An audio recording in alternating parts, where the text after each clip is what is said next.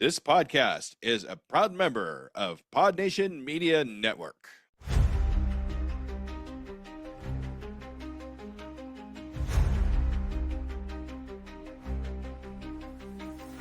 Flicker of reels, the shadows crawl. Curtains rise, a ghostly sprawl. The frames are whispers, the stories call.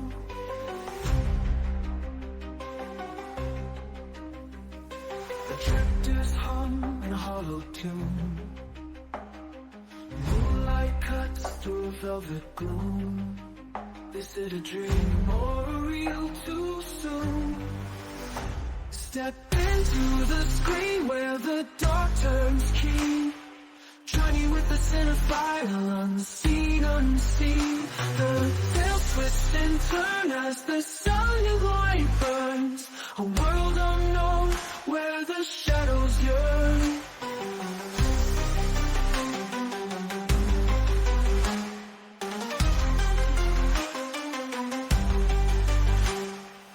Hello and welcome, listeners, to Journey with a Cinephile, a horror movie podcast, where we take a deep dive into the world of horror cinema, from the eerie classics to the latest spine-chilling releases.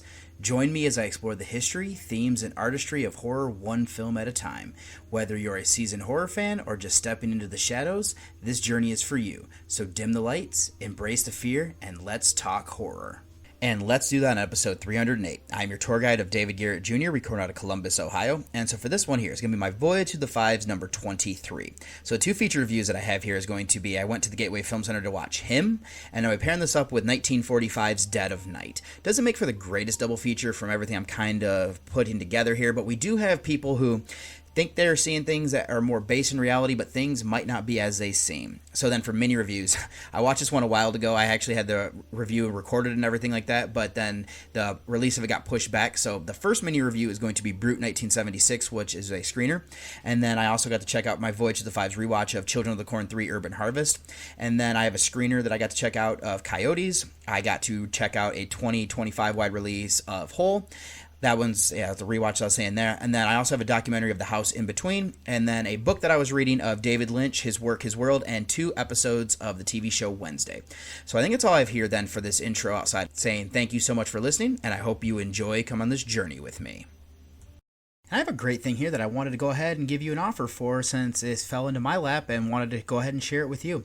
I have been given a promo code here for shimmerwoodbeverages.com.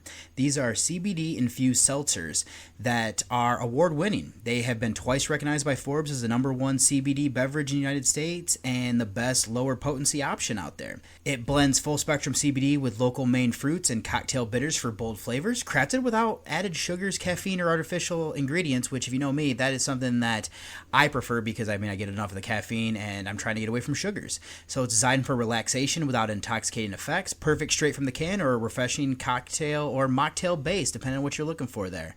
This has unique flavors like raz lime, chai cherry, ginger orange, and just hemp. Now, Simmerwood offers a health-conscious alternative to sugary sodas or alcohol, made to revive a calm, clear focus for natural stress relief. Each can contains 5 milligrams of full-spectrum CBD for a balancing, calming effect. So this one here is at, like I said, shimmerwood.com, and my promo code here for you listeners is actually you get 30% off of if you use my code, and this is, like I said, a great deal if you can go ahead and you want to do that, and my code is going to be Cinephile1. So if you want to check out more of the information or check out their site, there will be links in the show notes for you to check that out there. Hey, it's Travis from the Bar Banter Podcast, where friends, drinks, and dumb debates collide. Ever argue, what's the best cereal milk? Or, could you fight 100 duck-sized horses? How about, is Die Hard a Christmas movie? Spoiler alert, we're still fighting about that one. New episodes drop every Wednesday because your midweek needs more chaos. Find us on YouTube, Instagram, and all your favorite podcast apps. Be sure to hit the link tree at _Bar Banter Podcast. And when you do join us, be prepared to grab a drink, take a side, and banter responsibly. And for my first mini review is going to be a screener here of Brute 1976. This is from 2025, directed by Marcel Walls. This was written by Joe Knetter. This stars Adrian McLean, Sarah French, and Gigi Gustin. This is a horror film that is from the United States, currently sitting on a 6.1 on IMDb, and probably about a 2 to like a 3-star movie over on Letterboxd, with our synopsis being: in 1976, a group of people in the desert for a photo shoot stumble upon an abandoned mine town called Savage, but they're not alone. A family of masked psychopaths have claimed it as their own and are hell-bent on living up to its name. So this one I got the chance to see thanks to Scott Motisco, who asked if I'd be interested in seeing the screener. Since I enjoy checking out independent films when making my end-of-year list, I agreed to check this out. Now, what was funny is that I watched the majority of it, but had to break away, and then I had read the press release before I came back, and when like an update came in that I had to like push out my review, and I saw that he was paying homage to Tobe Hooper and Wes Craven through 2 of their classic early works, and you can definitely see that inspiration on its sleeve. And what I mean there is that this definitely is it's a decent little slasher film that's paying homage to the Texas Chainsaw Massacre and The Hills Have Eyes. Now, what's also kind of funny there is the former gets referenced directly, like a character mentions it by name because the movie exists in this world of the film. So the setting is a variation on both. They have multiple people living out here and attacking anyone who shows up would be as well. I'll also go ahead and just say that we get some brutal practical effects that made me cringe, so credit there. So when I judge slasher films, they either have to have great characters or kills. The ones that have both tend to be, beloved entries. Let's then start with the characters. I like this cold open that feels like we're setting the stage of the area as well as introduce our villains, and then we have a character that'll come back later. And like I said, everything that happens there comes back into play. Now, that was good. From there, we get to meet our main group that is, trying to survive in this isolated location with this group of people. The characters are distinct, and I know who each one is, so that was good. Now, looking a bit more at the killers, they aren't as easy to figure out who they are name-wise. And that kind of feels inspired by like Hills with names like Brutus, portrayed by Bishop Stevens, Phoenix by Alex Dundas, Zeus by Andreas Robins, Daisy by Jed Rowan, and Mama Birdie by Dazelle Yvette. I love their masks. One killer has a long beard that gets incorporated into it. Another has like a demon-like one, and there's of course a bird. I did appreciate all that to kind of add into the creepiness factor. And let me go ahead and just say some of the other characters who are who are victims here are going to be like Roxy, who's played by McLean, Sunshine by French, we have Raquel by Gustin, and then also in this group we have Jordy by Adam Bucci, and then there is Ray by Mark Justice, Adam by Ben Kaplan, June by Bianca Jade Montalvo, and that's probably all the ones I'm going to go ahead. But like we have different people here, like our Charlie is another one, who is Robert Felstead Jr. Some of these people here are people that are going to be models, and then we also have Roxy's one of the models, and I think Raquel's the other one. And then we have the photographer and everything, and then just kind of other little things, how they kind of play in later. Let's then discuss the filmmaking aspects. The cinematography and framing capture the isolation of the desert, and that's great. It's an unforgiving climate, which makes it more difficult to survive. That's a good choice. The kills are also brutal, looking to be done practically, which is something I always appreciate. I also want to give credit for that. Now, the soundtrack design work there, this helps ramps up the tension and the stress. What I will say is the biggest problem comes as the runtime. It's just too long. There's a long lull from the cold open to the action ramping back up. That's kind of classic for slasher films, though. I think if we trim this to 90 minutes, I think it would work better. Now, let's go ahead and talk about the acting performance. I thought that our main characters were solid and distinct enough. McLean, French, Bucci, Justice, Kaplan, and Felstead. Gustin and Montevello helped to set the stage with their cold open. Now, they all show good fear, which that really does kind of complicate their presentation in the subgenre. I also thought that Stevens, Dundas, and Robins were good for their size. Rowan and Yvette helped round this out for the cast. In conclusion, this is a commendable slasher film that successfully pays homage to horror classics like the Texas Chainsaw Massacre and The Hills Have Eyes. While the runtime could be tighter, the film excels with distinct characters, chilling villain designs, impressive practical effects, and atmospheric cinematography that highlights the unforgiving desert landscape. The performances from the cast, both protagonists and antagonists, effectively convey the terror and brutality inherent in the subgenre. Despite some pacing issues, Brute 1976 delivers a solid horror experience that fans of the subgenre will appreciate. So my rating here for Brute 1976 is going to be a 6 out of 10, and this one, I believe if I was reading correctly, should be hitting VOD here soon. And then for my next mini review here is going to be Children of the Corn 3 Urban Harvest. This is from 1995. It was directed by James D.R. Hickox.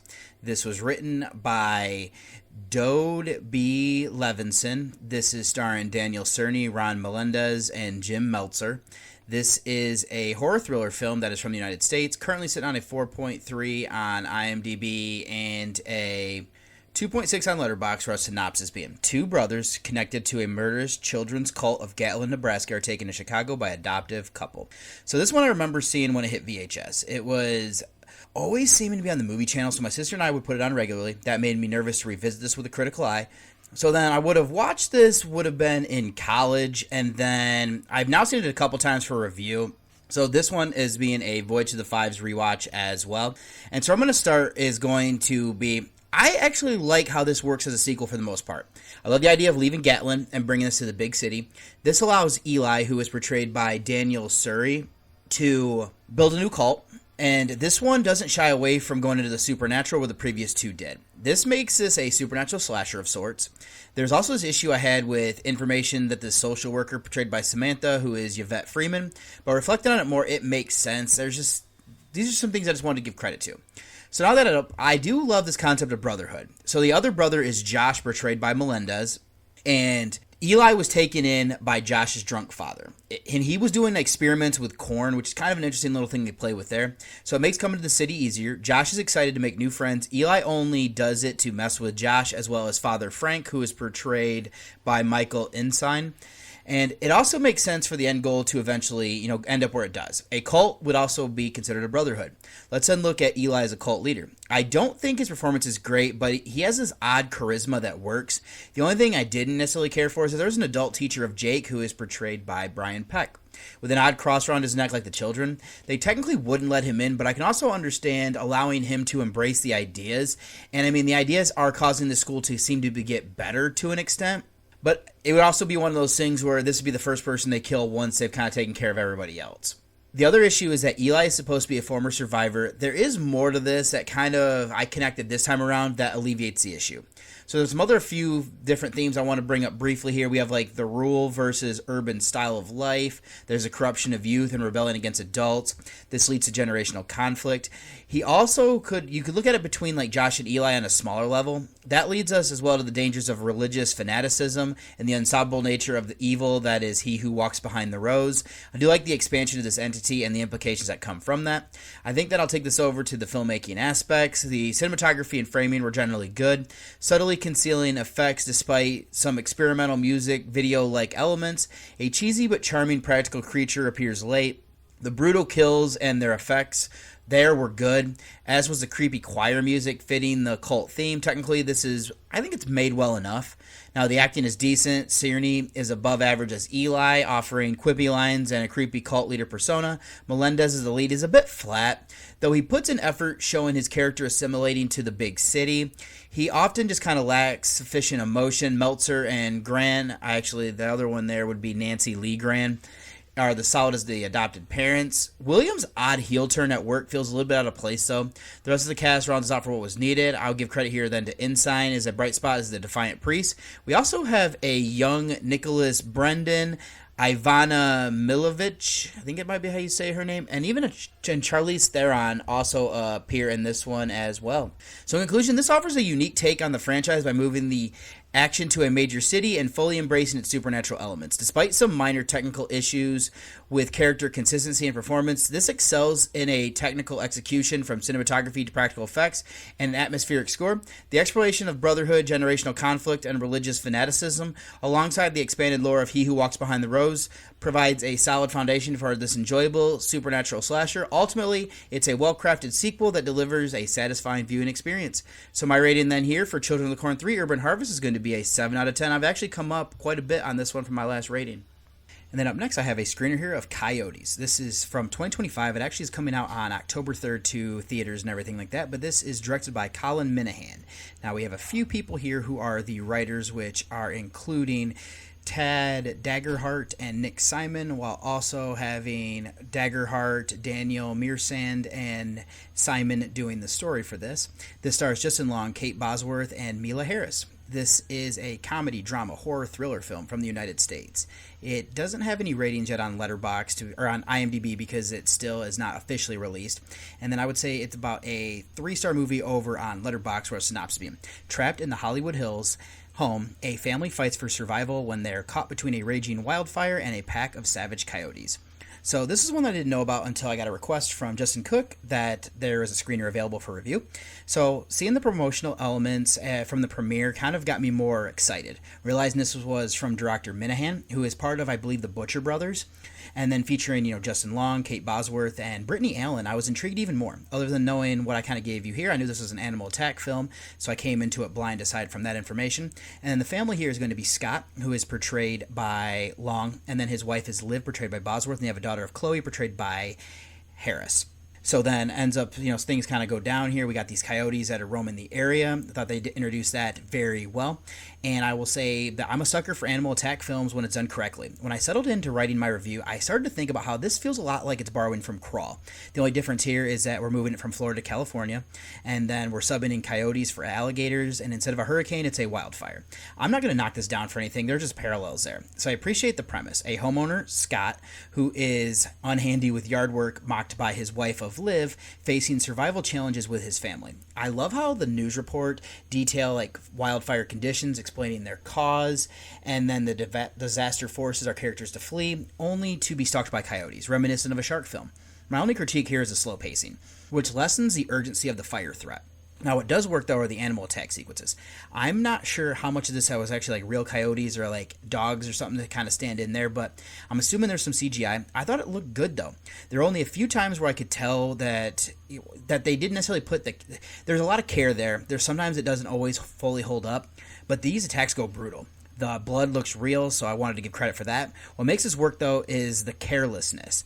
My guess is that these people live where they do, so they can, leave their doors unlocked. Seeing the coyote sneak into their homes and attack is scary. That causes the action that I appreciate. Now, let's go ahead and go over to the filmmaking aspects. I'll also credit the cinematography and the framing. This helps with the effects.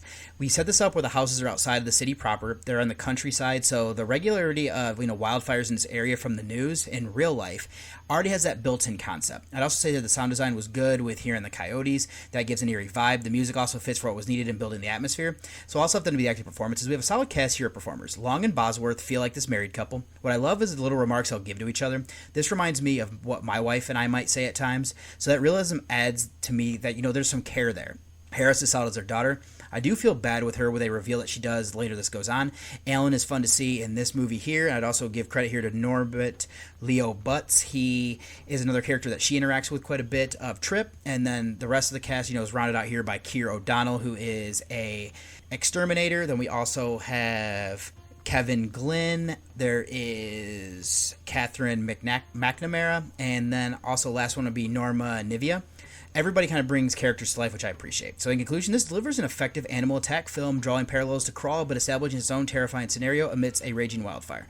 While the pacing could be tighter, the brutal attack sequences, convincing special effects, and strong acting performances from Long, Bosworth, and the supporting cast elevate the tension and ensure the audience invests in the family's fight for survival. Director Minahan successfully crafts an eerie atmosphere through cinematography, sound design, and music, making this a worthwhile watch for fans of the subgenre. So my rating here for Coyotes is going to be a 7 out of 10. And this, like I said, going to be hitting theaters here after this podcast is available. Then I'm going to go very brief here with a movie review of the movie Hole. It goes by the original title of Jama. So this is technically from 2024, got its wide release here in 2025. This was directed by Dejan Babosek, who also co-wrote this with Leah Koch and Marco Plantin. Now this starring Koch, Katja Fasik, and Darja Kirhan. And that's actually not fully true here. Also, I would say Plantin also stars in this one. But this is a comedy, crime, horror, western film from Slovenia. It's currently sitting on a 5.7 on IMDb. And I believe, let me double check to see if there's enough for an average here. Most people are giving this like a half star to a 1-star movie. I think that's a little bit harsh, but I'll digress. The synopsis: Kevin and Mia are con artists who seduce and rob wealthy women. Their robbery of the wealthy seductress Emma goes awry. In a remote forest, Emma wakes up and flees. They set out to hunt her down. A game of cat and mouse begins. So Kevin, of course, is Plantin, Mia is Koch, and then Emma is being portrayed by Kirhan. So this is one that if you'd like to hear a mini review is going to be episode 293, which was Voyage Through the Fives number 10, that featured Fear Street Prom Queen and Mystery of the Ghastly Face. And so then this one, I just wanted to give it a rewatch to see kind of where I sat with things. And What this does really well, some of the highlights: character development. We have Mia's jealousy and Kevin's attempt to make amends drive much of the initial conflict. Mia experiences an evil vision of herself, which is like an evil version that she sees, and keeps coming back to this tree as she keeps going on in circles in this woods. 'Cause that's the other thing here. This takes place where everything happens in the city. They go to the woods to bury the body, because they think Emma is dead. They dig a hole, and then when they figure out she has run away. So she keeps getting turned around in the woods. That'd be Mia. And then you could also, there's a lot of things here that could be causing some of the things for her, and then everybody else kind of see things. There's rage, hunger, isolation. Could even be that this forest has a supernatural entity. So then Kevin eats some mushrooms, leading to hallucinations, and encounters a forest entity, suggesting maybe that nature is retaliating somewhat. Emma, initially presented as an easy target, becomes savage in her fight for survival, using items from the forest as weapons, including from her own bag that she brought out here. This masterfully blurs the lines between reality and hallucination, leaving the audience to ponder whether the visions and events are due to the character's ordeal, drug-induced revelations, madness, or a genuine supernatural presence in the woods. I think the cinematography effectively captures the isolated setting, and the limited effects are mostly practical, seamlessly integrating any potential CGI. The soundtrack and design contribute to the atmosphere as well. I would also give praise here to strong performances from Leah Koch. She used to go by, when I originally wrote my review, she had Rajashik, I think it might be how you say that. So I'm just gonna, she's good. Planton and Kierhan, noting here that Koch and Planton's involvement as co-writers probably allows them to incorporate more into their characters.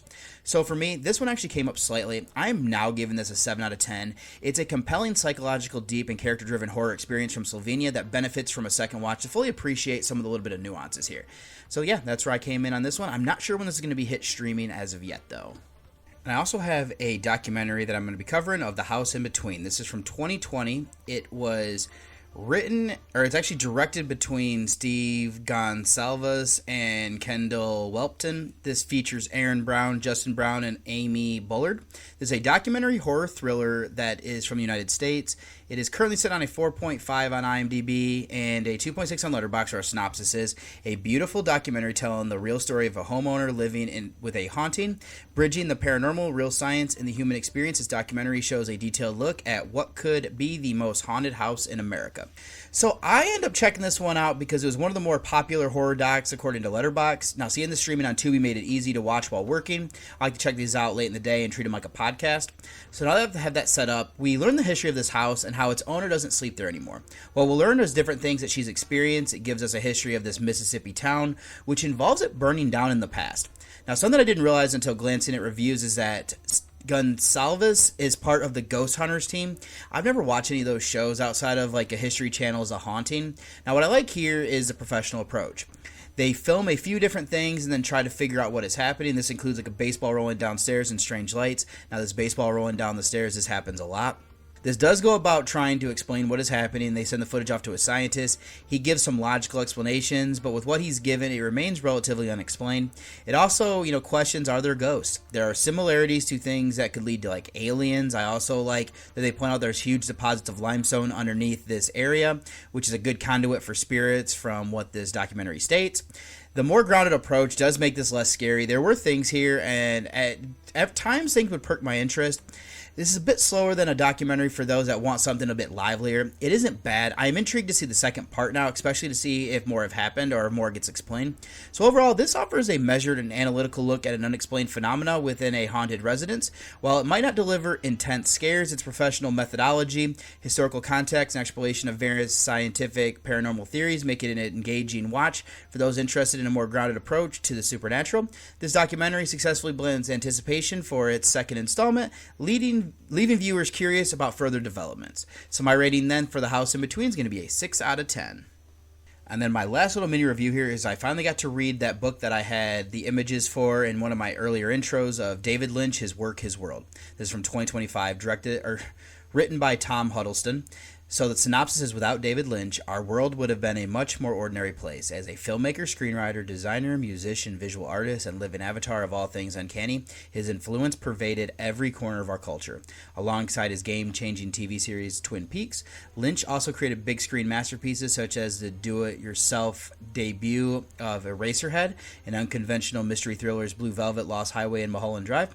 But Lynch is also a cult figure in his own right, releasing albums under his own name, staging art shows, photography exhibitions, and design showcases from LA to Milan. Sharing his spiritual philosophy and love for transcendental meditation with audiences around the globe. I figured that synopsis would do more justice than me just recapping it and setting it up with how this book is about. I luckily received a critic's copy, and like I've already shown, it's beautiful. That's the first thing that struck me. I'm excited to display this amongst my collection. This is a large coffee table style book that comes with a slipcover as well. Now that I have that set up, what this is doing is like an in-depth retrospective to a career of a filmmaker who truly changed the landscape. My first foray into his work would have been Eraserhead while I was in college. I believe that's when I saw that originally. I didn't return to it until seeing Blue Velvet when I was broadening my film horizons. Now, it's from here that this is actually broken up in different sections, starting with his humble beginnings and then his student project of Eraserhead. It then uses his major project to describe what Lynch was doing and working with and how the films were being made and just kind of things that were influencing him in different things. It's interesting. He's one of my favorite directors, Lynch included. Tend to have issues with studios wanting to give them money. They need to have their input, and that studio interference kind of alters the project from what it could be to what it ends up being. That's definitely seen with like Dune. So the Elephant Man is also kind of an interesting one where it kind of felt like an imposter syndrome a little bit for him there. And then also kind of what went into Twin Peaks, and then how when he left the project, things kind of just went off the rails. I'll also say that I didn't necessarily realize different things about his career until reading this. Certain people that he met and would continue to work with, projects he was attached to and didn't come to fruition. There's just a wealth of knowledge and information that truly helped to appreciate somebody like Lynch. Then to circle back to talk about his work, I love all the pictures that are included. This could be like shots of Lynch during that era. There are also behind the scenes ones as well as actors. There's images of things that Lynch would reference as inspiration, whether it was another film or a work. It also could be like the actors that I was a fan of. The time and care that he went into curating something like this would be a daunting task. It just added something to it for me that I just wanted to give credit to. So in conclusion, this is a fantastic and comprehensive look into the life and career of a truly unique artist. From his stunning visual presentation to his in-depth exploration of Lynch's creative process and influences, this book offers a rich and rewarding experience for those long-term fans with a new to his enigmatic world. It's a testament to the enduring impact of his work and a beautiful addition to any film enthusiast collection. So my rating for this book here, I'm coming in with an 8 out of 10 on this one. And then to end this out, I have 2 episodes here of Wednesday that I'm going to be featuring, and it's going to be Season 2, Episode 1 of Here We Woe Again. This one, the synopsis, this is actually directed by Tim Burton, but the synopsis: after a productive summer break, Wednesday returns to Nevermore as a grudging campus celebrity and the target of a dangerous stalker. And then the second episode is The Devil You Woe, which was directed by Paco Cabaziza. And chaos reigns on campus as Nevermore celebrates its annual prank day. Wednesday confronts an old enemy and gains an unwanted ally. So I'll go ahead and say, for the first one, there's some good introduction back into the world of Wednesday. Our lead is coming back to school, and we get to see what she did during her summer break, which was a wild encounter with a serial killer that is the Kansas City Scalper, who is actually portrayed by Haley Joel Osment. This guy feels inspired by BTK. So then this year we have a new principal, Dort, portrayed by Steve Buscemi. He might be hiding secrets of his own. So then Enid, Emma Myers, she's back as the bubbly, glory character that she is. We have Bianca, who is Joy Sunday, is given an opportunity that she cannot say no to. Similar to Morticia Adams, who is Catherine Zeta-Jones, Pugsley Adams, who is Isaac Ordonez, is also coming to the school, and he's being roommates with somebody who had some dealings at the end of last season of Eugene Ottinger, portrayed by Musa Mustafa. Pugsley struggles to fit in, and that's actually something that Wednesday brings up in their car ride there. He may have found something more on his end as that first episode comes to a close. So I'm intrigued to see things will go. Wednesday's now popular. She tries to do everything she can. She also has a stalker who tries to destroy her mystery novel.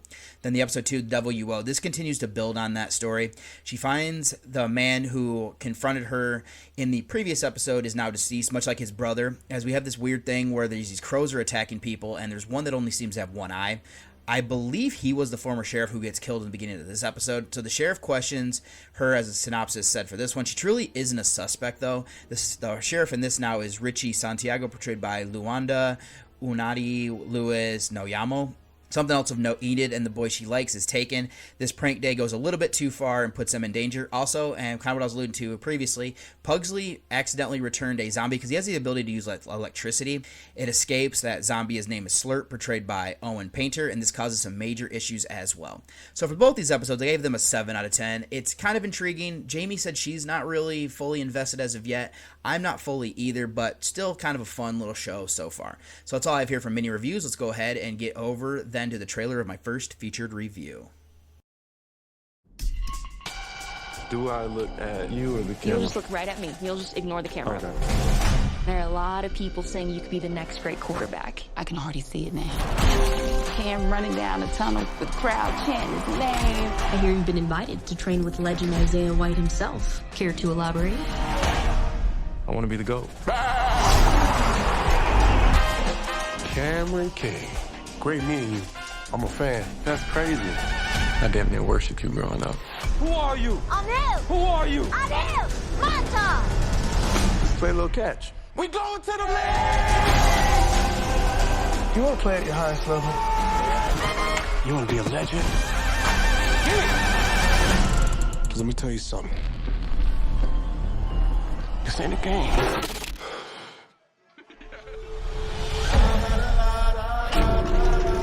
Who are they? Just gonna toss the ball around a little. You wanna hit this? You can't handle it. I understand. Oh, too slow. Wait, what are we doing?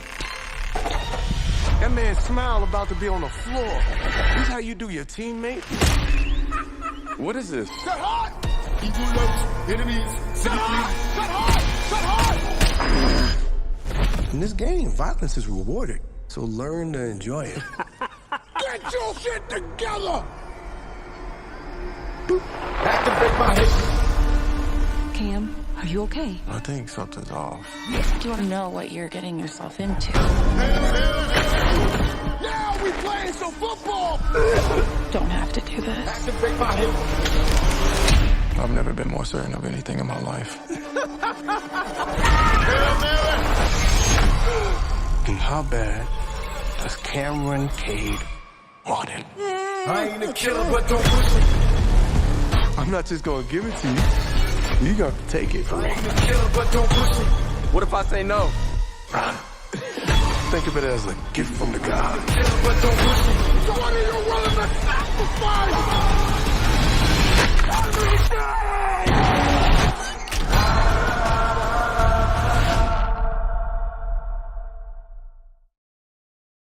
And for my first featured review is going to be Him. This is from 2025, directed by Justin Tipping. This is written between Zach Akers, Skip Bronke, and Justin Tipping. This stars Tyreek Withers, Marlon Wayans, and Julia Fox.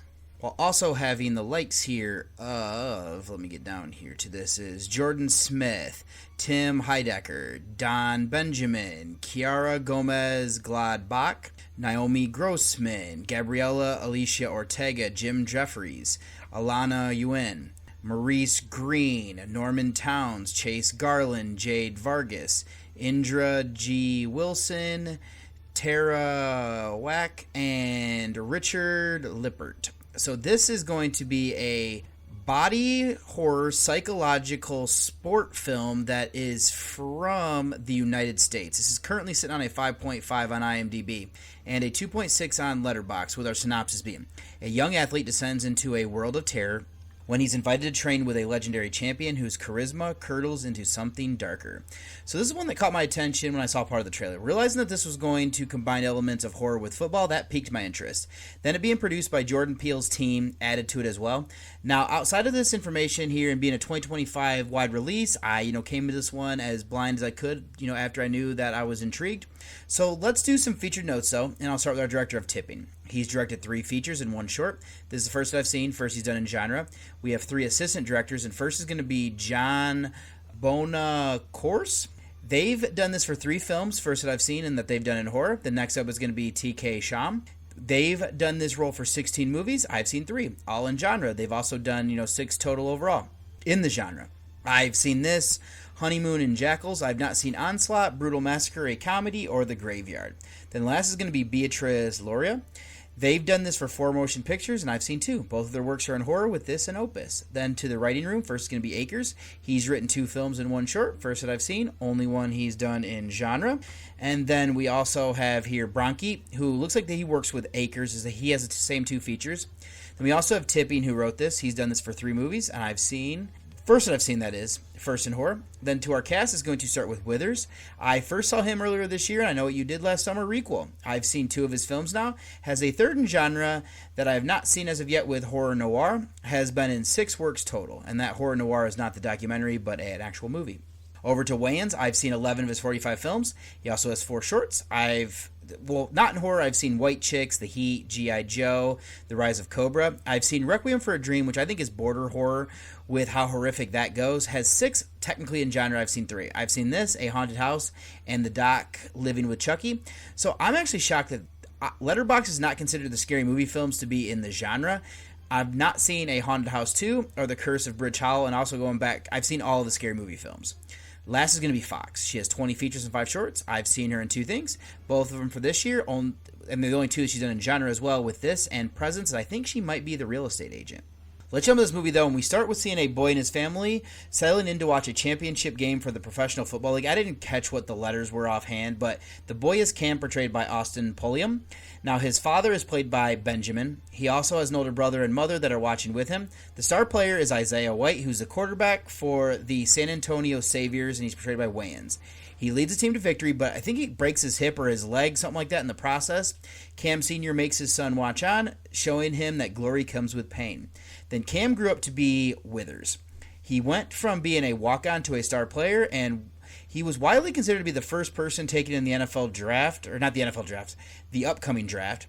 There's a problem, though. He's working out at his former high school at night, and he's attacked. It leaves him with a wounded head and a concussion. He is pulled every which way by his mother, brother, girlfriend, and his agent, Tom, portrayed by Heidecker. Now, he has some concerns, and there are some concerns just in general that he might fall in the draft. That's when he gets an interesting phone call from Tom. His hometown favorite team is the Saviors. Isaiah is still the quarterback, and he just won another title. I think he's won like 8. Isaiah is torn between coming back for one last year or retirement. Cam is given an offer to come to a remote place to train with Isaiah. He is elated and agrees. When he arrives, his phone is taken. This is going to be a 1-week crash course to get him ready.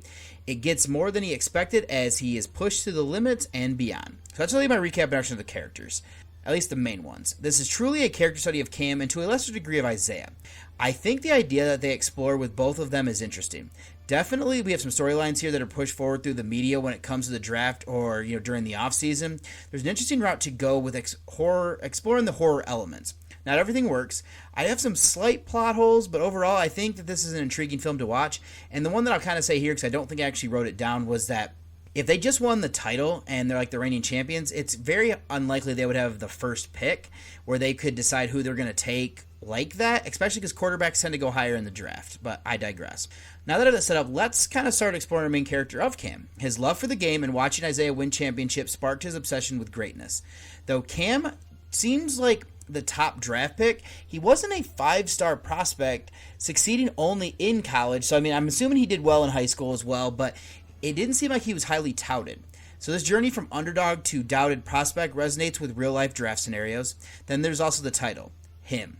This is a mantra his father pushed, creating the pressure he now feels, because this is like being like the GOAT. Withers does well as his character who is torn, but still portraying this idea that he's fully invested.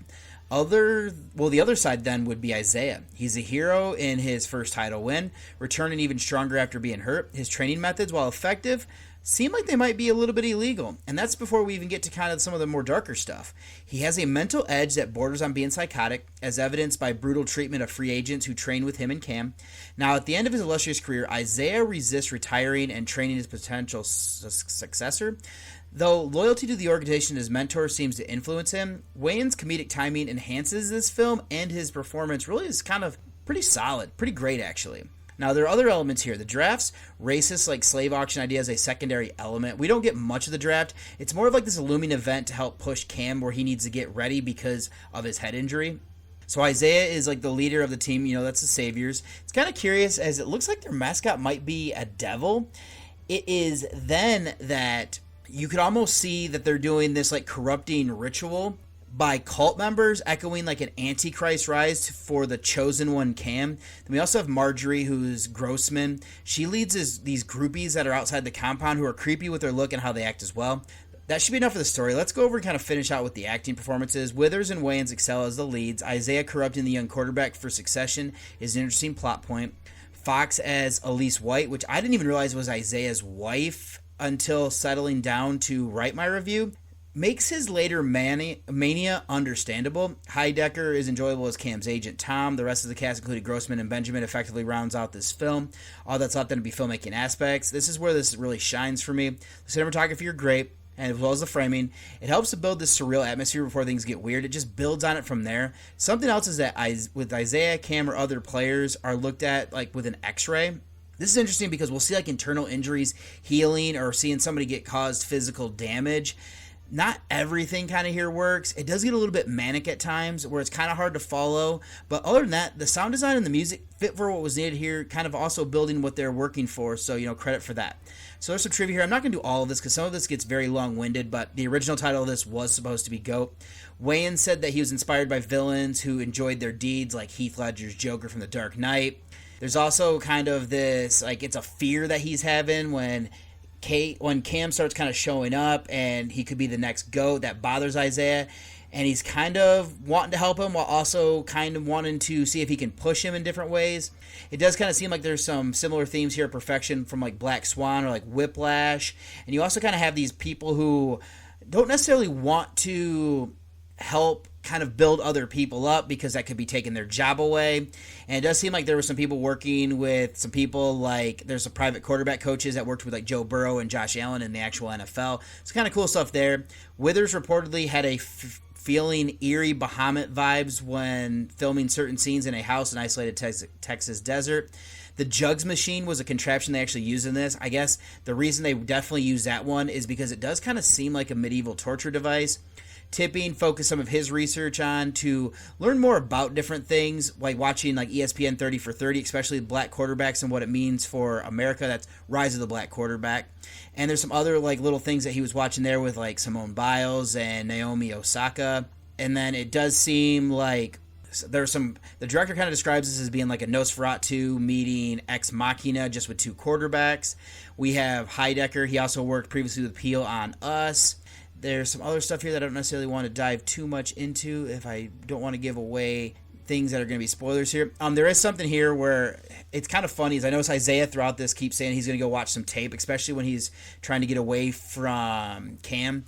I guess this was paying homage to American Psycho with Patrick Bateman always saying he's going to return some tapes. Then there's interesting things here where there might be some pig mass that are in this. It's kind of interesting because footballs used to be made out of pigskins, and yeah.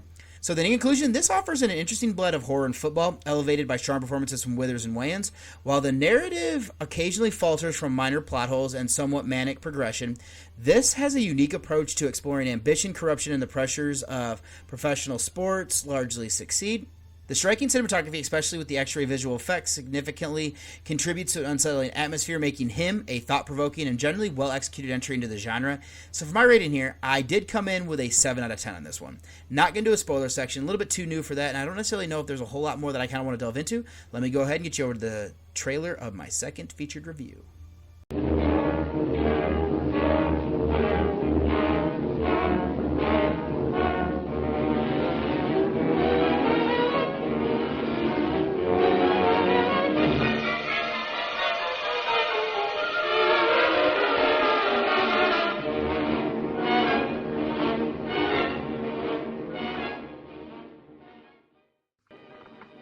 Know this part of the world at all? No. I've never been here before. Like some tea, wouldn't you? Do you take milk and sugar? Milk and sugar, Mr. Craig. Milk and sugar, Mr. Craig. Still there. So it isn't a dream this time? I beg your pardon? Yes, it isn't a dream this time. I must be going out of my mind. You see, everybody in this room is part of my dream. Everybody. Gosh. Good Lord, really? Very extraordinary. You're kidding. Not all of us. I can only tell you that when I came into this room, I recognized you all instantly. Having seen all our photographs in the newspapers, I take it, Dr. Van Stocken. Of course, you may have seen me on the sports page. Motor racing's my line.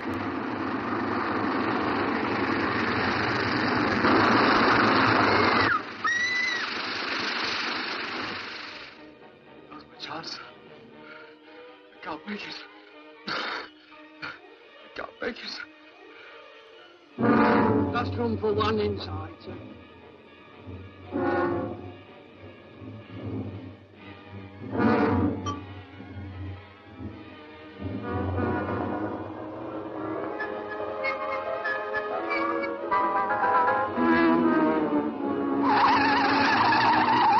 Peter, it's a mirror. Mr. Russell told me about it, that's why I came back. It belonged to a man who was crippled, who accused his wife just as you're now accusing me. Peter, you must listen to me. You're sort of teamed up with him, aren't you? Him? My good man, think nothing of it. I'm just about through with that cheap ham anyway. Okay, Peter. Temper. You'll be sorry for this later, you know. Yes, suppose I will. Let's play another game. Yes, hide and seek. Who's to hide? I'll hide. I'll hide. Yes, Mr. Crane, hide. Mr. Crane, hide. Mr. Crane, hide.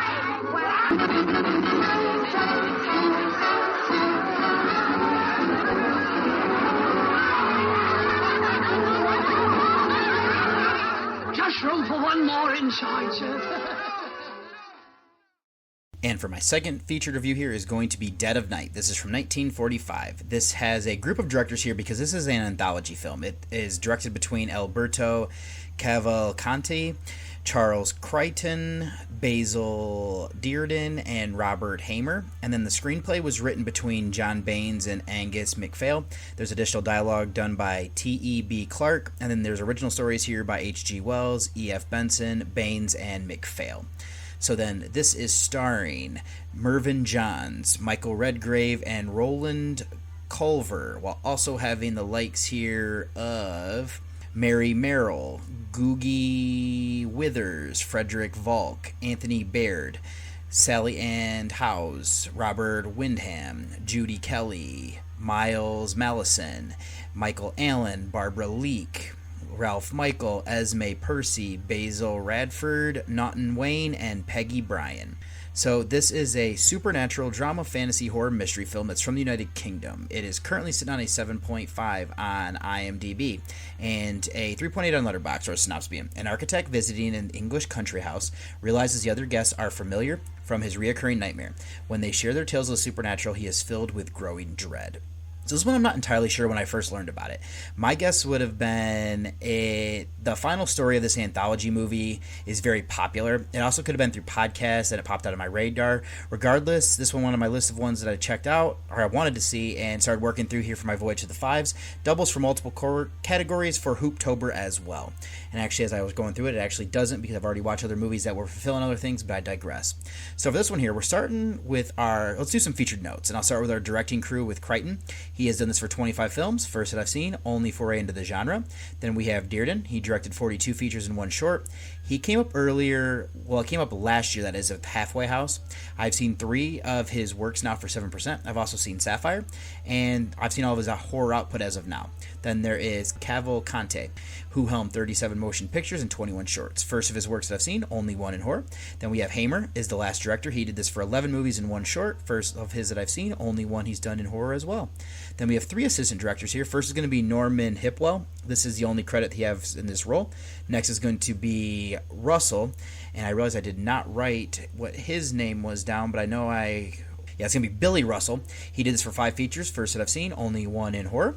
Then it is also going to be Roland Douglas, who has worked on 3 films, first that I've seen, only one in genre. Then to the writing room. First is going to be Baines. He did this for 12 motion pictures, first that I've seen. The only other one that he did in genre was with The Hands of Orlok from 1960. Then we have MacPhail as a writer who worked with Alfred Hitchcock from something I read. He wrote 54 movies and 8 shorts. I've seen 4 with Spellbound and The Wrong Man. I've also seen Halfway House. I've seen 7% of his works now. I'm missing one in genre with The Ghost Train, but I believe that one is lost. Then last year is going to be Clarke. He did this for 21 works, first that I've seen, only one in horror. Then Baines is the original writer here. This is the only credit for him in this role. McPhail is also here with 3 films, first that I've seen and only 1 in horror. Then there's also going to be an E.F. Benson who has 5 credits, first that I've seen, did 3 in horror. I've not seen 3 Dangerous Ladies or In the Grip of Terror. And last one is going to be the legendary H.G. Wells. There have been 50 adaptations of his work and 7 shorts. I've seen 15. These would be things like the versions of The Invisible Man, War of the Worlds, and The Island of Dr. Monroe. I've seen 30% of his works overall, 8 out of 18 in horror for 44%. Top 3 that I'm missing are Mad Monster Party, The Island of Dr. Moreau from 1977 and 1996. Now let's go to the cast. I'll start with Johns. He's been in 68 films and 1 short. He came up last year, as I said, with Halfway House. I've seen 5 of his 68 now for 7%. I'm at 3 out of 5 for his horror output for 60%. I've seen this and the other one that I've mentioned here as well, which was Halfway House, and then The Day of the Triffids. I have not seen 63's version of The Old Dark House as of yet, or House of Mortal Sin. The next is going to be Culver. He's been in 96 movies and 2 shorts. I've seen him in Thunderball, which is not horror. He has 5 in genre. I've seen 3 with this, Legend of Hell House, and The Hunchback of Notre Dame from 1982. I have not seen The Uncanny or Fragment of Fear. Then to Meryl. She's been in 33 works and 1 short. I've seen of hers, actually. She has one other one in horror from 1953 of Three's Company. I also want to give a look here at Redgrave. He's been in 64 features and 7 shorts. I've seen him in The Innocents, Secret Agent, and The Lady Vanishes. Missing 2 in genre with Goodbye Gemini and a Dr. Jekyll and Mr. Hyde take from 1973. This one looked to be potentially like a TV movie. But then let's jump into the movie. That was very long-winded. So we start with a car coming to a remote house from the synopsis. The driver is Walter Craig, portrayed by Johns. He's uneasy, and the reason is that he has this reoccurring nightmare, and that kind of will come back to him as he's pulling up. Now, he's met by Elliot Foley, portrayed by Culver. He lives here with his wife, Mrs. Foley, portrayed by Meryl. Now, Walter is bothered because his dream has something bad happening to Dr. Van Straten, portrayed by Frederick Valk, after his glasses break. The guests think it's odd, and there's a handful of people, I'll get into them in a second, but they want to help him because it's such an odd thing that he believes. So, the other guests here, we have like Joan Cortland, portrayed by Withers. There is Hugh Granger, who is portrayed by Beard. We have Sally O'Hara, portrayed by Howes. And then there's, of course, Dr. Van Straten. He is trying to figure out a scientific explanation to the story that Walter is telling. The other guests then go about telling their own touch with the supernatural. So our first story here is going to be with Hugh. He's a race car driver that gets in a horrific accident. This lands him in the hospital. But he's miraculously not hurt. He does have a nurse that he develops a crush for, of Joyce, portrayed by Judy Kelly. Now, he's approaching getting released. That comes into question, though, when he hears something outside. He looks out the window to find a strange horse-drawn hearse. The driver, who is portrayed by Mallison, looks up and informs him that there's room for one more. This comes back into a play with a more terrifying way. So then Sally then goes about her story, which is at a Christmas party at a mansion. The children play a variation on hide and seek. Sally hides in an obvious spot when another boy of Jimmy, portrayed by Alan, has her come to a room with him, and I believe this is his house. It is here that he tells her a story about 2 children who used to live here. There was a murder. Sally then might see specters of the people that he brought up. So our next story is going to be from Joan. She purchases her husband, Peter, who's portrayed by Michael, an ornate antique mirror. He becomes obsessed and terrified of what he sees in it. Joan seeks out the history and learns of a terrifying similarity. Then after that, Elliot tells about 2 rival golfers who compete over the love of a woman. One cheats and the other one makes a life-altering decision to punish him. The final story then, before the conclusion of the wraparound, is with Dr. Van Straten. A ventriloquist of Maxwell Ferry, portrayed by Redgrave, is being held by police for assaulting another performer, Sylvester Key, who is portrayed by Hartley Power. Maxwell claims his dummy Hugo is alive and that he's innocent. So that's only my recap and introduction of the characters. Since these stories have different directors and, I'm assuming, production teams, I'm going to break them down and make a conclusion to kind of summarize everything. So I'll average out my score for the shorts, with the wraparound being last. And let's start then with the hearse driver. Thought this one was perfectly paced. It doesn't waste any time getting Hugh into the hospital. I like Joyce coming back into play later as an element for the wraparound. This is spooky, though, where Hugh sees his hearse driver outside of his window. It's a good touch is that when he looks out, it's nighttime. But when he sees outside the window is this hearse, and it's day, and it might even be in the past. The contrast is a good move. This definitely has a shock setup and a punch when Hugh gets out of the hospital and attempts to get on a trolley. So then, Basil Dearden and E.F. Benson did a good job with telling a complete story in a limited time. I thought that the setup as to why we're getting these stories sets the stage well. They also are like the writer and director of the wraparound, so that could play into it as well, is that they're able to kind of, set the stage very well, and then we get into everything. The cinematography and framing were good, especially, like I said, the eerie part about looking out the window. Then moving over to the Christmas party, this is one that I read seemed to be based on a true case. What is interesting, though, is that just seems more incidental. Sally is left in a room that appears to have been a bedroom or a playroom. The little boy seems to be not feeling well, and his sister is domineering. Again, this is more about Sally encountering them, and then when she talks about it, Jimmy wonders if she's trying to play a trick on him. So what's curious here is that I read that Universal, who did the distribution in the United States, cut this story. This one does feel a bit rushed, but I thought, again, that it has some good shock value. They introduce elements quickly, and to me, it tells a complete story. This one was done by Cavalcante and written by Cinephile. I thought the cinematography and framing were good. I love this large manor and having children play hide and seek in it because there's so many places you could hide. And it's also, there's some creepiness there, but this continued on very well for sure. It's from here that we go darker with the haunted mirror. Joan purchases as a gift, and it gets hung, and Peter looks into it. He sees a different room from the one that he's in. He keeps seeing this, which drives him mad. There's something terrifying about that. So Joan does what she can to help him, which involves seeking out the original dealer portrayed by Percy. He reveals the former owner and the terrible past that person had. So I do love stories like this. Peter's driven mad by this mirror. He then tries to hide it, knowing that his wife is going to think he's crazy. There's a good element, though, is that she does believe him, and at least enough to help him. That causes her to seek out the man that she brought it from. I love that finally she gives into staring into the mirror, or what he does by staring into the mirror, and then and what it does to his personality. Credit here to the director Hamer as well as the writer Baines. Cinematography and framing are once again great. This is paced well and tells a complete story and goes darker than the previous two, which I appreciate. Then next one we kind of go into is a little bit more whimsical of all the tales of golfing story. This has George Parrott, portrayed by Basil Radford, and then Larry Potter, portrayed by Naughton Wayne. They're rivals on the course, but best of friends outside of that. Now, they both fall in love with the same woman of Mary Lee, portrayed by Peggy Bryan. She can't choose between them, so they're going to play for her affection. One of them might cheat to win, and he's haunted by the other. It's funny what the Spectre does to punish his friend. Like I said, this one does go more comedic. With what you have with the previous story and then the one after, how this wraps up, I don't think it's a bad move to kind of have something a little more whimsical here. I had fun. It's a nice little palate cleanser. It's fitting. What it does here is it sounds like the studio who made this, they focus more on making comedies. Seeing what the ghost does to upset his friend is fun. This also seems like another story that was cut by Universal. I think this is well made. The cinematography and framing were good. If I have a gripe, this one just runs a little bit too long compared to the other ones for its pacing purposes. And the final story before the wraparound is probably the most famous of the ventriloquist's dummy. I've actually read the source material earlier this year by Baines, who also does the adaptation, or he does this adaptation for this. This has Dr. Van Straten looking at the initial report about why the character of Max is here, and then he's wanting to analyze him. It does go about telling the story in a successful way with how he has this act with Hugo. That's his dummy. Sylvester comes to the show and was quite impressed. He's also a ventriloquist. Things get creepier, though, when they run into each other again, and Sylvester isn't quite sure that Max is as good as he says, and that Hugo might actually be alive. So the best part for the story here is seeing Max performing this first set where he's tottering on losing it, and I think that's a good way to start this off. Max and Hugo are dynamite. It was after the show that makes you wonder, is Max insane, or is he unable to just kind of turn it off and stop talking through his puppet? Or is there something more going on here? This is directed by Cavalcante and written by Baines. The cinematography and framing were great here, especially since it gets manic as Max goes deeper into his insanity. This runs a bit longer, but warrants it with development of the characters.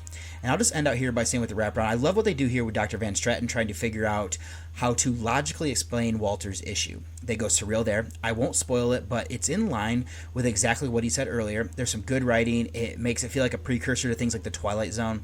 I also love that Joyce comes in when the prior story started. He said that there would be an attractive dark-haired woman that would come in, so when she does, you kind of connect it, and it's actually fitting because this is, Hugh's wife. That helps with the foreboding atmosphere. The cinematography and framing were great here as well. So then before I do my conclusion here, let me do a little bit of trivia. I know some of it gets a little bit long-winded. The U.S. distributor thought it was too long, so they cut two of the segments, Christmas Story and Golfing. It's kind of interesting is that because there's a character in the end sequences where there's a little bit of a nightmare montage that is from the Christmas party, so it doesn't make a whole lot of sense. Then the other thing for the Christmas Story is that there's this Francis Kent was being murdered by his sister, is based on an actual event. It sounds like it was let's see here, it's Constance, who was 16 at the time. She ended up killing her younger brother Francis, and then there's like real true crime stuff that comes out about this one. Supposedly these cosmologists, Fred Hoyle, Thomas Gold, and Herman Bondi, they had watched this, and this helped with their idea of like the steady state theory, an alternative to the Big Bang theory, because of kind of how the circular nature of this plot inspired that. The Hugo Finch was supplied by the military ventriloquist Arthur Brough, father of Peter Brough, a subsequent radio vet with dummy Archie Andrews, not to be confused with the Are You Being Served actor who also served as the doll's voice. It was called Tim and had been a long part of a musical hall act.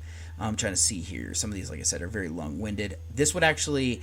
The structure was an influence in shaping the way the Amicus horror anthologies from the late 60s and early 70s were made. Kind of cool because I'm a big fan of that. There is Sally Ann Hose was the last surviving credited cast member since she passed away back in 2021. Then, other than that, this was prepped in 1944, shot in the early winter months of 1945. The little boy who plays Francis Kent was uncredited and apparently has never been identified. And then this is the final film of Magda Kuhn, the film debut of Barbara Leek. The ventriloquist episode has shades of Psycho, especially at the end. The statement being made in the opening credits, the events and characters are portrayed in this film are fictitious. Any similarity to any incident, name, an individual, stuff like that is coincidental. And yep, that's what I'm going to end out there. And just by saying, in conclusion, this is a classic anthology horror film that masterfully weaves together several tales of the supernatural with an overarching narrative that culminates in a truly unsettling climax. While some stories might lean into dark comedy and others deliver genuine frights, the film consistently impresses with its strong direction, clever writing, and effective cinematography across its varied segments. The final surreal twist of the wraparound story solidifies its place as a groundbreaking work with undoubtedly influenced future genre entries like The Twilight Zone and, like I said, Amicus, making this a must-see for fans of classic horror and psychological thrillers. So my rating then here for Dead of Night 1945 is going to be an 8 out of 10. Not going to do a spoiler section, not necessarily the thing I need to do there, so let me go ahead and get you over to one last break before I close out the show. And I have a great offer here that I wanted to go ahead and extend to all you listeners out there for oldglory.com. This is a place where you can get over 300,000 items for music, sports, entertainment, and pop culture fans, featuring officially licensed merch from iconic bands and top sports teams. Discover your perfect fan gear and save with my exclusive discount. And that is going to be Cinephile 1. But here you get a 15% discount off of any product, and this is exclusive for something that I'm doing and for what has been offered to me. And I mean, this has things like artists here, Bob Marley, the Beatles, Grateful Dead, the Rolling Stones, Metallica, and more. We also have sports fans have stuff here for your favorite teams with official gear from the NBA, NFL, NHL, MLB, and NCAA, showcasing your team pride in style. And they even have some stuff here that celebrate, entertainment, TV shows, movies, lifestyle brands, and it means some quirky gifts to fan favorite apparel. There's something for everybody. With free standard shipping and same-day order processing, Old Glory delivers fast and reliable service with every purchase. Whether shopping for yourself or looking for a perfect gift, Old Glory is your one-stop shop for iconic, high-quality merch that reflects your love for music and sports, as well as like pop culture. And I mean, kind of just running through some of this stuff. This is a family-owned superstore since 1969. They're known for their quality and customer service. You can get exclusive selection of graphic tees, hoodies, hats, and accessories. Represent your favorite sports team with official fan gear. Discover quirky gifts, like I was saying, and fun pop culture apparel. Perfect place to shop for, this type of stuff. And there's a vast selection of entertainment-themed products, including movies and TV shows if you're not necessarily into some of the other things. And enjoy reliable and fast service with Old Glory's commitment to customer satisfaction, the ultimate source for high-quality, licensed fan merchandise for all ages. Like I said, my promo code is going to be Cinephile1, all one word. So if you're kind of interested, go ahead and check out their website here in my show notes, as I'll have I actually have more details down there for you as well. Pod Nation TV has you beamed up with Out of This World award-winning podcast, found exclusively on Pod Nation TV. Download Pod Nation TV for Roku and Fire TV. Pod Nation TV, Out of This World. And welcome back. So if you'd like to send me any sort of feedback, anything you want read on the show, or any screener requests, anything like that, you can send those to journeywithacinephile@gmail.com. If you'd like to read any of my written reviews or see any of the old past podcast episodes, all of that is being stored over at Journey with a Cinephile. That is my blog, and that's going to be horrorreview.webnode.com. If you'd like to follow me and become friends on Facebook, it's going to be David Garrett Jr. is my name over on there. There's going to be a link in the show notes. And then if you'd like to follow me on Twitter, it's going to be Buckeye from Mish. And then if you'd like to follow my Letterboxd page where I have all of my reviews, whether that is going to be horror or non-horror, that's going to be David OSU is my name on that. Instagram and Threads, I'm David OSU87. Over on my personal Instagram page, you might see some of my family stuff every now and then whenever I remember to post something. My wife is much better at it than I am. But then if you'd like to follow the Journey with a Cinephile Instagram, that's going to be Journey with a Cinephile, all one word. And then also direct you, if you'd like, to the Discord channel. That's going to be the Nightclub Discord, but I have a page over there. And there's also some other great pages of other shows and them kind of messing around and everything like that. Do highly recommend if you want to go ahead and check that out.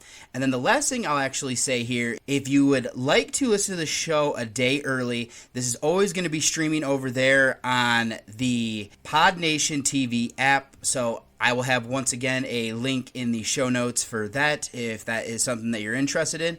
So, yeah, there's some great stuff here. There's some great shows on some of these other networks and stuff. I highly recommend checking them out. And for my next episode is going to be 309. So my two featured reviews, I'm going to be watching from 1945 since I need to do some zombie films for my Hooptober. Is going to be Zombies on Broadway. This is one that I watched the other part of this. I think this is going to be a Kay Kaiser film. Don't quote me on that. I have not double checked it. But then I'm going to be pairing this up with Good Boy. So I actually got a screener of this one as, just ahead of hitting theaters. So it's kind of a fun thing there. And then I'm pretty sure that Hell House LLC is going to be the Voyage to the Fives rewatch that I do. Kind of a fun thing there because that takes place around Halloween. Have not seen that. I've only seen it the one time. So then for my 2025 rewatch, it's either going to be hopefully Death of a Unicorn or Sinners. If Jamie and I can't figure things out there, I'll end up, I believe, probably doing Clown in a Cornfield, give that one another go. And then I'll have more just kind of mini reviews for different things that I'm working through. I know I have some screeners that I need to make sure that I incorporate in as well, but I will take care of all that. So I don't think there's anything else to say here for this outro except that wraps up this episode of Journey with a Cinephile, a horror movie podcast. Thank you for joining me on this exploration of horror cinema. If you enjoyed the show, be sure to subscribe, leave a review, and follow along for more deep dives into the macabre. Until next time, keep watching horror, and remember, fear is just a frame away. It had been a wonderful evening, and what I needed now to give it the perfect ending